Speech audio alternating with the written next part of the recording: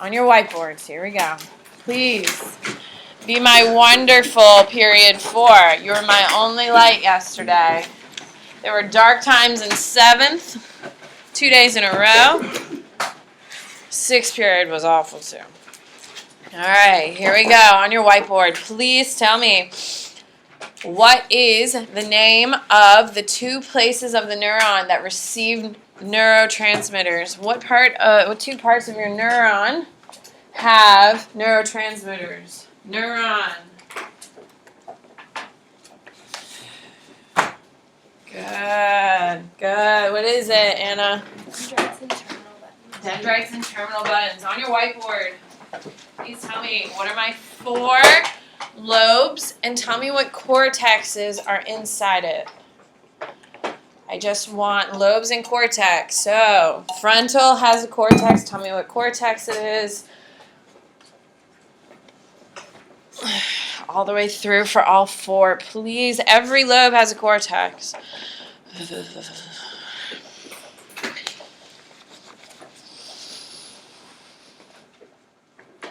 So I'm freezing, but the only thing I want is a McFlurry.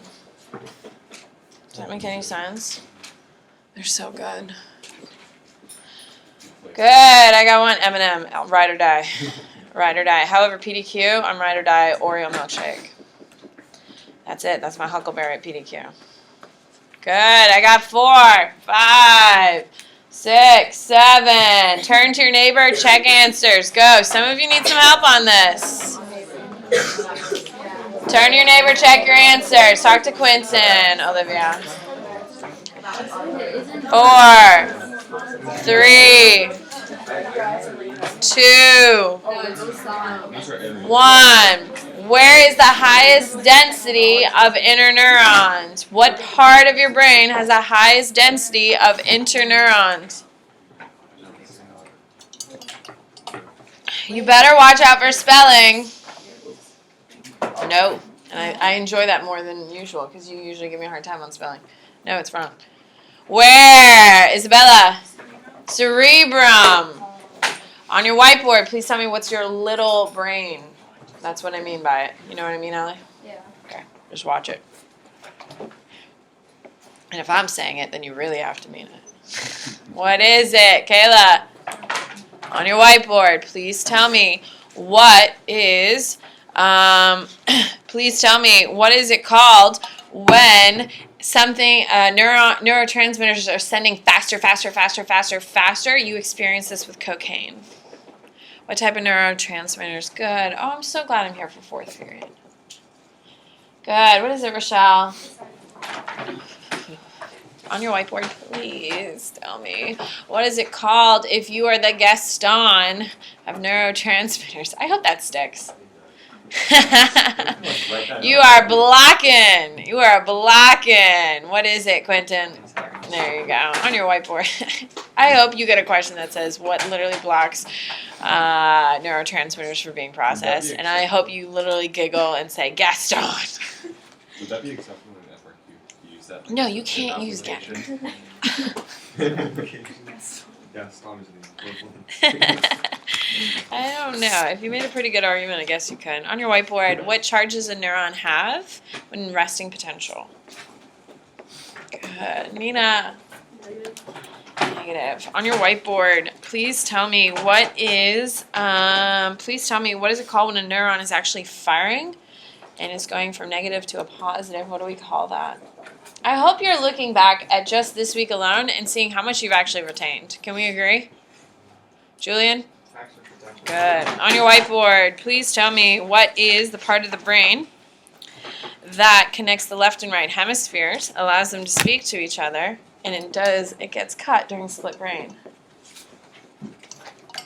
Okay, Chris. Corpus callosum. Okay, in case you haven't noticed, I'm done with boards for the moment. Take out your study guide and your focus from week 2. I'm going to start talking about that here in a second. So tomorrow is your test on 35 questions. I think you would completely agree. I spent most of my time on biology. Can we agree? It happens to have the largest amount of test questions. History and perspectives, last week when you dropped off your test, your last 25 question test, I gave you a worksheet with history and perspectives. I would look at that tonight.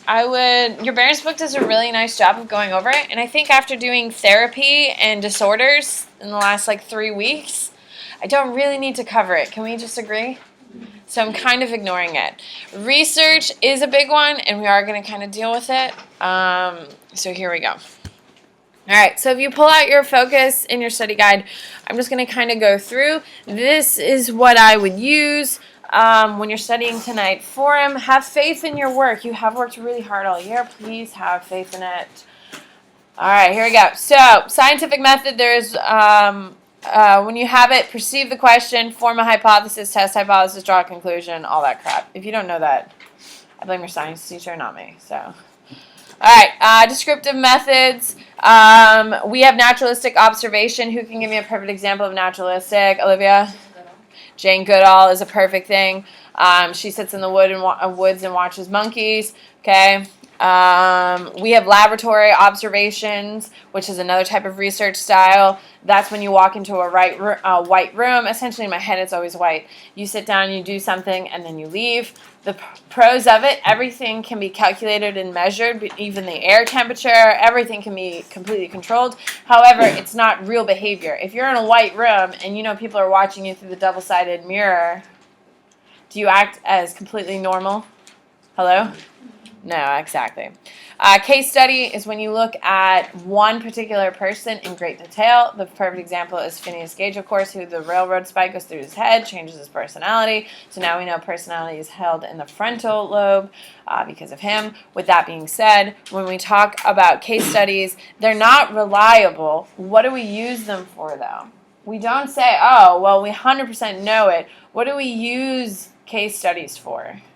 If I do a case study on Miles' life as a junior, right, here at Plant High School, can I say that Miles' life here at Plant High School on this year is the same for everyone in this room? No, because his experience is different. We use case studies to ask other questions that we can measure. Does that make sense? So if you didn't, no one seemed to really clearly, confidently have that. Case studies aren't used for measurement. They're used to ask other questions that can be measured. That's the big tool for them. We have surveys, of course. If you don't know what a survey is, I don't know what to say. However, one big thing about it is they do collect representative samples, which means if you're looking to look for a representative sample at Plant High School, would you just go to all the AP classes and give them a survey about pizza toppings? No, because not everyone at Plant High School, although it seems like it in our reputation, everyone takes AP courses. There's tons of other people here who don't take AP courses. So if you're doing a representative samples, you need to go to the honors classes, you need to go to the regular classes, you need to go to the special ed classes. You definitely need to have a healthy cross-section of your AP classes because we do have a lot of kids in those sections. But that's what a representative sample is. Everyone clear on that? Hello? I'm cruising through this because we really just don't have a ton of time. All right, so population is the entire group of people. So the population here is Plant High School, okay? A representative sample is picking, if I have, let's do race. If most of Plant is 77% white, and I'm doing a representative sample of 100 people, how many people should be white? 77. If 13% of my population is Hispanic, how many people in my 100 people representative sample should be Hispanic? 13. Do you see what I'm saying here? Okay, it's not completely wide open. What is it called when we just start handing out flyers to surveys to everyone, and we just look at the information as a whole? What do we call that?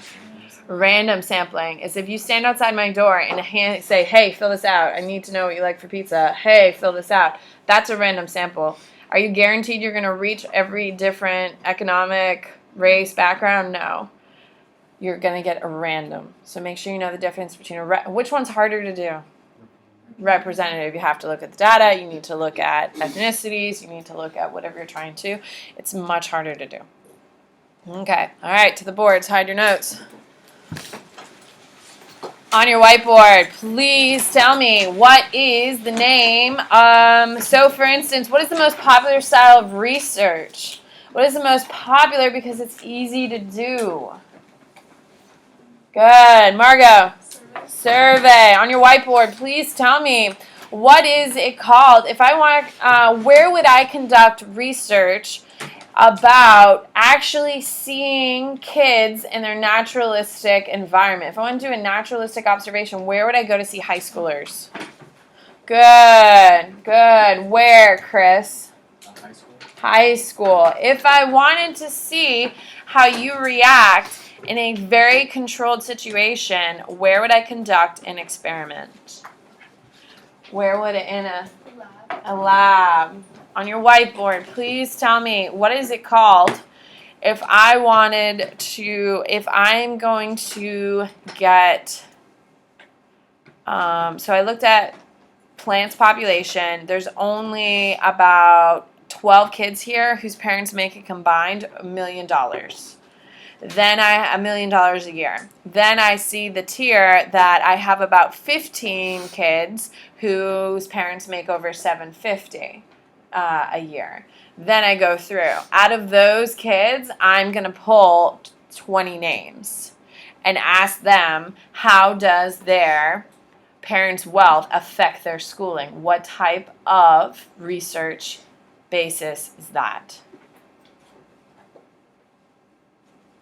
Good. I got 1, 2, 3. Good. Rochelle, what is it?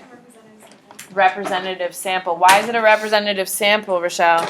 Because you're taking parts of the whole and you're analyzing each part in, like for example,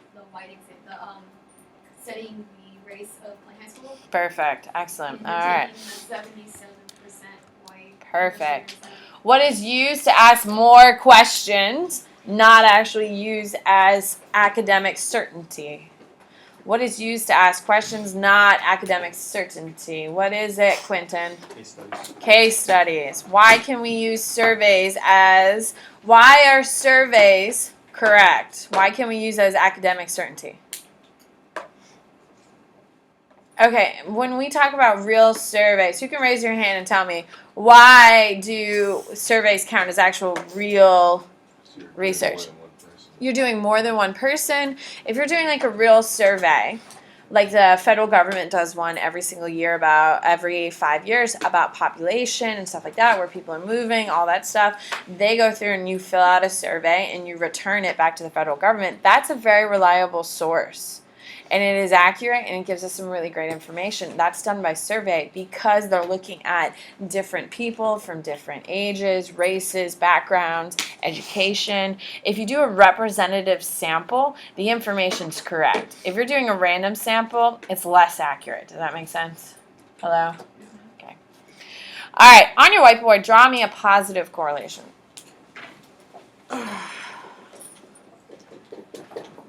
Good. All right, good. Line is going up. On your whiteboard, show me no correlation.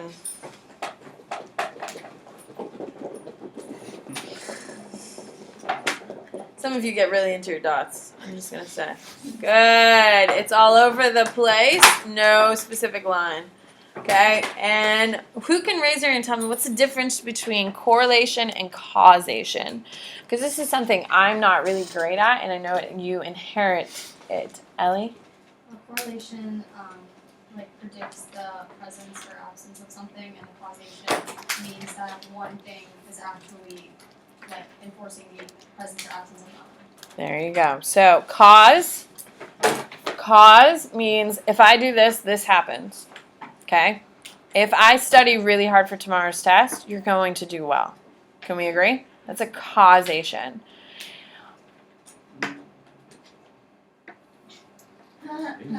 Like real studying. Some people study really hard and don't. Are they good at studying? I would say more correlation. Causation is like if I were to punch Josh, he hurts. That causes his hurt. I'm ride or die for that example. Thank you, Carly. All right. If I punch Josh, he's going to hurt. Causation. If I punch Josh, he may not speak again in my class. correlation. He probably will. I don't know if you know Josh. He freely dispenses his opinion. So it may not absolutely happen, but it probably will happen. Does that make sense? Causation is, yes, it's definitely going to happen. Correlation is, there's something there. Like I'm sick. There's a correlation. I'm probably going to eat junk food today. So, but is that definite? When I go to the doctor, do I know they're officially going to hand me a bunch of junk food? No, there's no causation. There's a correlation. All right, so when we talk about correlations, where we're trying to look for the relationship, it goes from what data range? What are the decimals on your whiteboard? Let's see it. There we go. It goes from 1 to -1. Okay, that's the range. So if you have a positive correlation, what is your numerical value? Okay, good. If you have no correlation in a perfect world, what is no causation, correlation? What is it? Good. Now, let's all be honest with ourselves. We do not live in a perfect world. Can we agree? Horrible things have gone wrong in my life. Like, for instance, I'm not a millionaire. I really thought I would be. I really wanted it. However, I'm poor.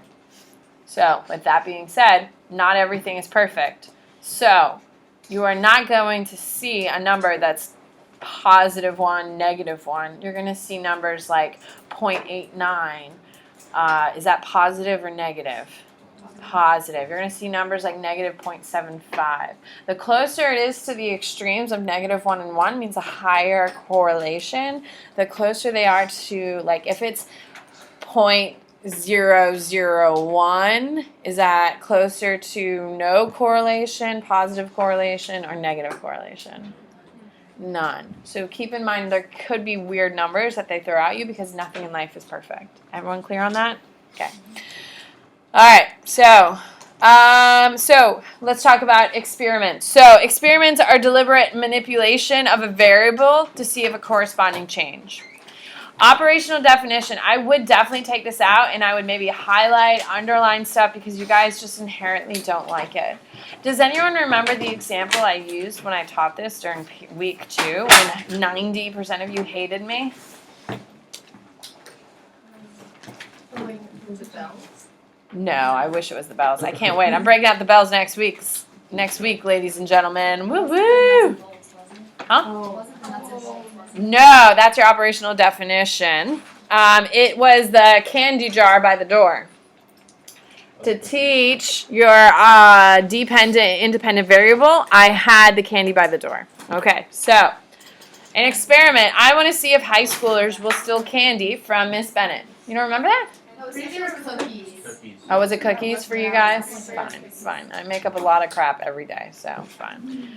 I put a bunch of cookies by. Oh yeah, because we talked about if it was oatmeal raisin, you wouldn't want it. No one likes oatmeal raisin, and I think Ellie chimed in saying I love oatmeal raisin. All I know is that she probably said that because she doesn't like everything I like. Everything I like, she hates. It's just who we are as a couple, isn't it? So, the experiment is to see if high schoolers will steal cookies from me. The operational definition is the rules I use in order to put the cookies out. What type of cookies am I using? What is the accessibility? Where is it going to be? If I put cookies out on my desk, I bet your bottom dollar that Kayla, Carly, and Bailey would absolutely be tempted to steal a cookie because they're walking right by it and it would be wafting this like gooey, chocolatey scent and it would be intoxicating. So they're totally going to take it. However, Hunter, who's way over here, Isabella, who's way over here, and Julian, they're not going to have that intoxicating smell sitting tantalizing them right next to them. So they're less likely to take it. So does that skew my results? So your operational definition are the rules we use. So if I'm going to do this experiment, in order to make it equal for everyone to have an opportunity to see if real high schoolers will do it, is I will put them in front of my whiteboards on the table. Well, everyone has to come in and grab a whiteboard every single day. Okay? This is going to be part of that. The independent variable is what? Who can summarize what an independent variable is? Hunter? What you control. What The what the experimenter is controlling. So in the experiment I just laid out, what is the independent variable? where you cook The cookies. Now where I put them and how many and all that stuff, that's going to be operational definition. Falls under that. Independent variable is I'm the one putting cookies. I think we can all agree with no issues that I just don't have cookies lying around my room for you people to eat. Are there cookies in this room? There were you. I know, I already did. I'm disappointed. Thank you, Carly. Okay, so the independent variable is the cookies because the cookies aren't usually there. What is the dependent variable, Brogan? Wouldn't that be us? What is the us component? You're completely correct, but what is the us? Like the people, if we're gonna take one or not? Yes, if you're going to steal the cookies or not. Brogan, would you steal the cookie? No. That's my girl. Olivia, would you steal the cookie? Maybe. Maybe. I feel like I would ask first. I feel like can I have a cookie? At this point of the year, yes. At the beginning of the year, you would have totally taken it. True, not true? Yeah, so would Marie, by the way. She would have picked up the whole plate, opened up her bag, and said, "Screw you, Bennett!" I would have done the same thing. I'm not going to lie. It's cookies on a plate. I'm eating them. So, independent variable is what the manipulator controls. Dependent variable is how the people we're actually testing respond to it. On your whiteboard. Please tell me. So, the experiment is, I want to see what type of fish food my fish like. I'm going to use organic food, and I'm going to use the really crappy flaky stuff that who knows what that crap actually is. Let's be honest about that. Okay? Pretty sure it has fish in it. Ew. I guess they do. Shrimp do eat other shrimp. I worked at a bait shop, and if you left dead fish and dead shrimp in there, they'd eat it. A shrimp is crustacean. I don't care. Fish eat other fish too. Yeah. not like No. Do they eat their same species? Yeah. Probably. They don't like all of them eat their bacon. Well, I would too, if I could get away with it. I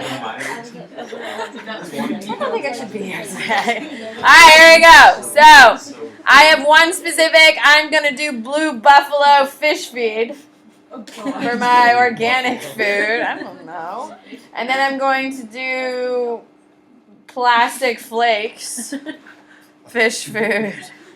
Okay, and then I give one of each and see which one the fish goes after first. I put them in the same spots in the tank. The fish is as close to the middle as possible. I do a little dance trying to organize it. And I'm like, ah, and then drop it. And then I let him see where he's going. What did I just lay out for you?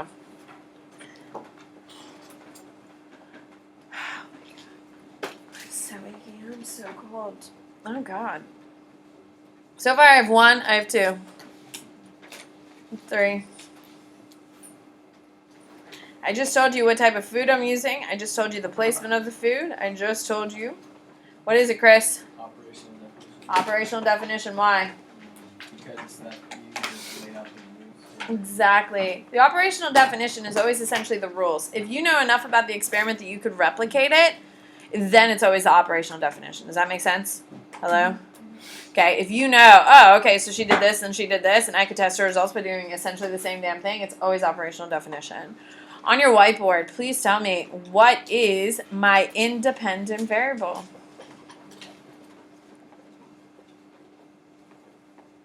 Good. What is it, Isabella?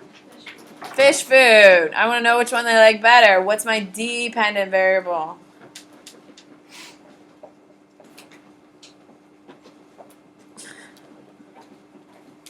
Good. Good. What is it, Marie? The reaction to it. There you go. Any questions about operational definition, independent variable, dependent variable? Okay. All right. So the experimental group is going to be anyone who goes through. So if I have 16 fish, my experimental group is... Why am I doing fish? I hate fish so much. I can't even think of the last time. Anyway. Experimental group are the ones who are actually being tested, and they're dealing with the independent variable.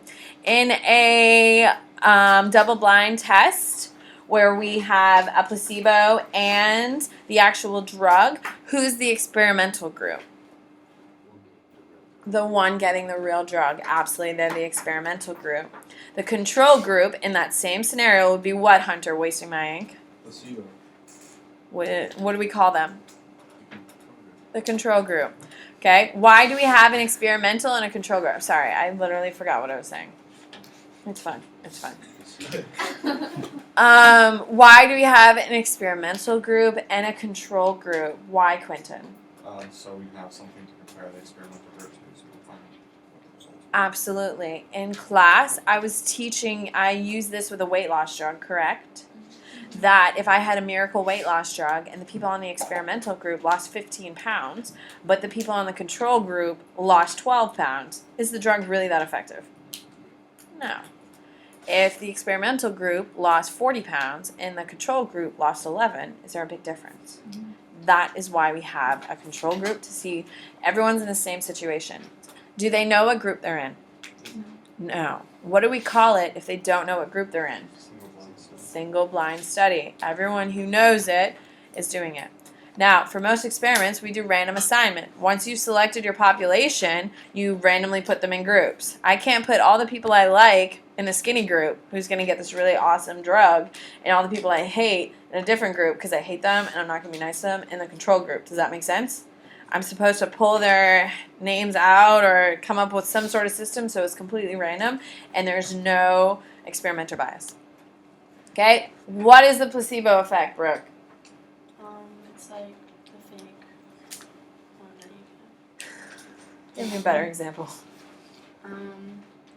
That's what you give the control group. No, that would be a placebo. What's a placebo effect, Olivia? It's like with the weight loss drug, and it's the group that you give the sugar pill to if they still lose weight. Yeah, and they're like, oh my god, this drug is like getting my metabolism going like crazy, and you're the experimenter, and you're like, control group? No, you're crazy.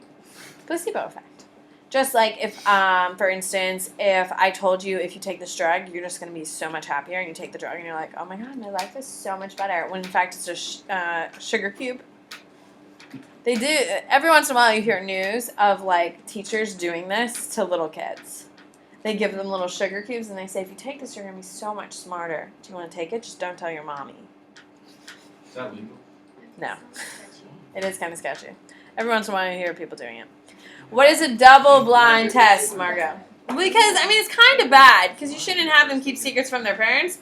But if it's just a placebo and they actually do better, What if you ask it? I remember I had a teacher. yeah, I mean, you would have to straddle it and go through there. Just like with Jane Elliott. What is Jane Elliott's famous experiment?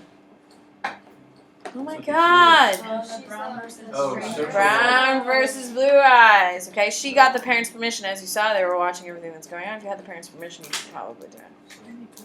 Yeah, all that stuff. All right, so experimenter effect. You have a double blind. You can raise your hand and tell me what's a double blind. Josh. Both the experimenter and the population doesn't know. No, experimenter. Okay, the head person knows, correct? But the actual interaction of, so you are the experimenter, but I'm your henchman. I go and disperse all the pills, do the weigh-in and all that stuff. I have no idea who's in either group. Why do people like double-blind studies, Josh? Because it eliminates bias. Eliminates experimenter bias. Think about it. If I had a weight loss drug that actually did make you lose 4 times the amount of weight, how filthy rich would I be? So if I made the results look so much better than they actually were, is that going to have a financial gain for me? Would that be enticing enough to fudge some numbers? Absolutely. So hence why we do double-blind studies, in order to ensure no one knows, so there's no experimenter bias. You're not telling people, hey, pull it together. I don't know why I picked on you. When I move seats, I will move you away. Okay. She's like, thank God. I've been hearing this lie for a while now. All right.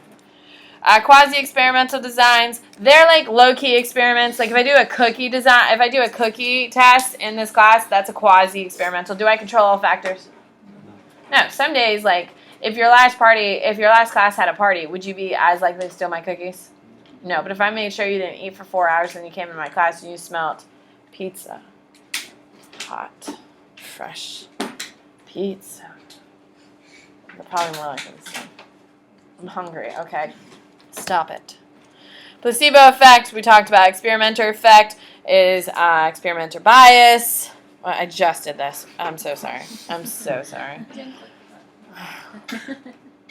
It's so You cold. can tap out for Yeah, let's change seats right now. Yeah. No, that no.